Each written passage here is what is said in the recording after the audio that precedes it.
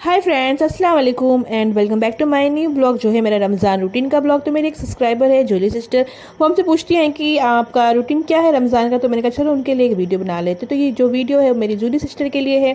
तो हमारी शुरुआत होती है सहरी से, जिसमें हम बना लेते हैं काली काली चाय और साथ में बना लेते हैं हम इस ड्राई फ्रूट्स का तुर्री। तो जिसका मन होता है वो दूध रोटी खा लेता है, जिसका मन होता है वो ब्रेड खा लेता है, जिसका जो मन होता है वो खा लेता है। साथ में हम मलाई को भी निकाल देते हैं, मलाई से भी जिसका मन होता है वो खा लेता है। उसके बाद हम लोग सहरी खाने के बाद हम लोग नमाज़ पढ़ लेते हैं। और आजकल बच्चों की तो छुट्टी है स्कूल की, थोड़ा सोने को भी मिल जाता है, तो थोड़ा सा हम सो जाते हैं, थोड़ा सा हम कुरान शरीफ भी पढ़ लेते हैं। फिर हम सो जाते हैं और उठते हैं 9:30-10 बजे तक। उसके बाद हम अपना सारा काम करना स्टार्ट करते हैं। फटाफट से हम फटाफट अपना काम करते हैं, सफाई करना होता है वो सब कर लेते हैं। फिर ऐसे ही 1 बज जाता है, नहाना धोना, वापस से नमाज़ का टाइम हो जाता है, नमाज़ पढ़ लेते हैं और फिर थोड़ा सा कुरान शरीफ भी पढ़ लेते हैं। उसके बाद हम 1 घंटा अपना यूट्यूब का जो भी हमारा काम होता है वो कर लेते हैं। 1:30 या 2 बज जब बजता है नमाज़ पढ़ने के बाद, वापस से हम अपना इफ्तार की तैयारी में लग जाते हैं।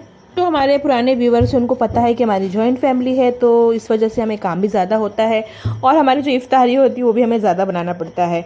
तो इसलिए हमें तैयारी बहुत जल्दी से करनी पड़ती है। 2 बजे तक हमें अपनी तैयारी को करना पड़ जाता है, क्योंकि मैं ना इस इफ्तार के साथ साथ अपना खाना भी बना लेती हूँ, क्योंकि फिर रमज़ान के बाद रोज़ा खोलने के बाद ना फिर मन नहीं करता खाना वगैरह बनाने का। तो साथ में मैं इफ्तार की भी तैयारी कर लेती हूँ और साथ में खाने की भी तैयारी कर लेती हूँ। फिर इफ्तार का टाइम इतना जल्दी निकल जाता है कि कितनी भी जल्दी हाथ लगाओ, कितनी भी जल्दी तैयारियां स्टार्ट कर लो, लेकिन भागम भाग ही रहता है। और फिर उसके ऊपर से छोटे बच्चे भी आके परेशान करेंगे, मम्मा ये चाहिए, मम्मा वो चाहिए। फिर उनको भी देखो उनको क्या चाहिए, इसी बीच में खाना भी बनाना होता है, इसी बीच में इफ्तार भी लगाना होता है। और फिर उसके बाद बच्चों की फरमाइशें भी होती है, आज ये बना दो, आज वो बना दो।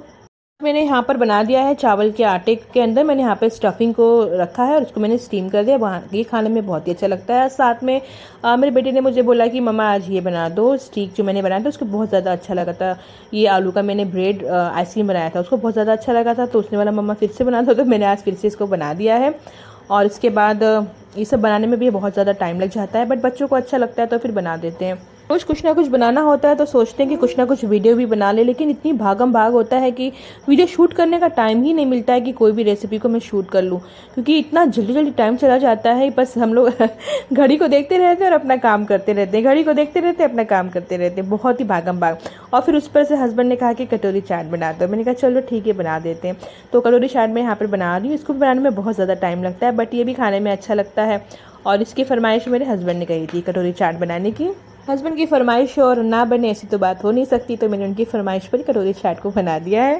फिर टाइम इस तरीके से चला जाता है, इतनी जल्दी जल्दी टाइम बीतता है कि कुछ याद ही नहीं होता है कि कौन सी चीज़ है, कहाँ पे रखी है और कौन क्या बोल रहा है, कुछ किसी की बात समझ में नहीं आती है। बस अपने काम में इंसान बिजी हो जाता है, क्योंकि फ्राई आइटम बनाने के बाद तो फल फ्रूट भी काटना होता है, उसको भी कट करना होता है। उसके बाद ये होता है कि फिर इसको लगाने का भी एक काम हो जाता है, इसको लगाने में भी बहुत टाइम लगता है। तो घर में भी और भी लोग हेल्प कर देते हैं इसको लगाने के लिए, मेरी ननंद है वो भी हेल्प कर देती हैं।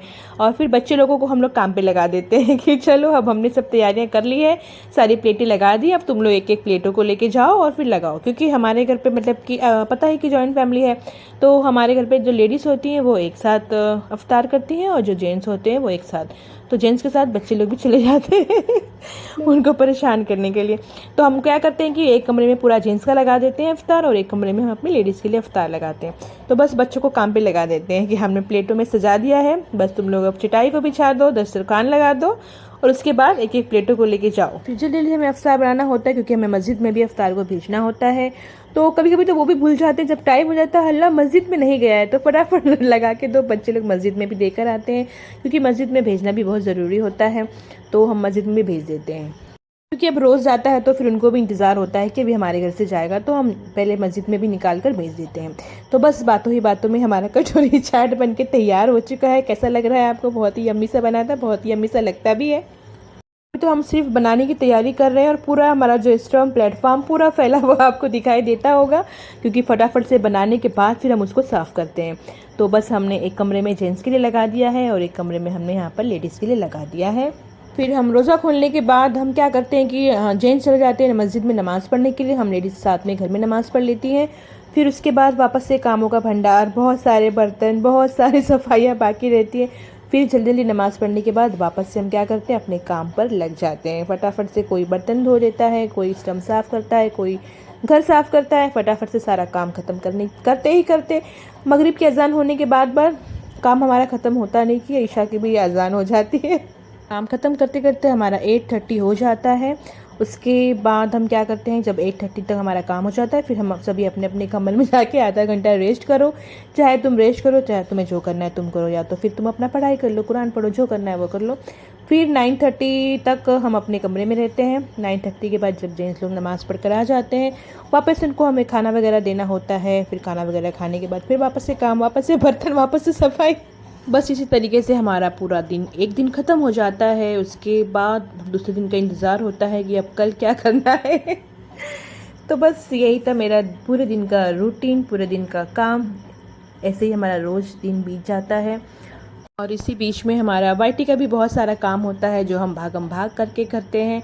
अगर आपको मेरा ये व्लॉग अच्छा लगा हो तो please like, share and subscribe. Thanks for watching.